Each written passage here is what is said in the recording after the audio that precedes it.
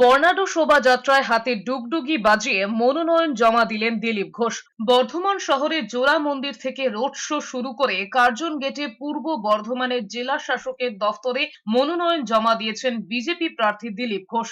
ঢাক ঢোল বাজিয়ে বর্ণময় মিছিলে বিজেপি কর্মী সমর্থকদের জমায়েত ছিল চোখে পড়ার মতো।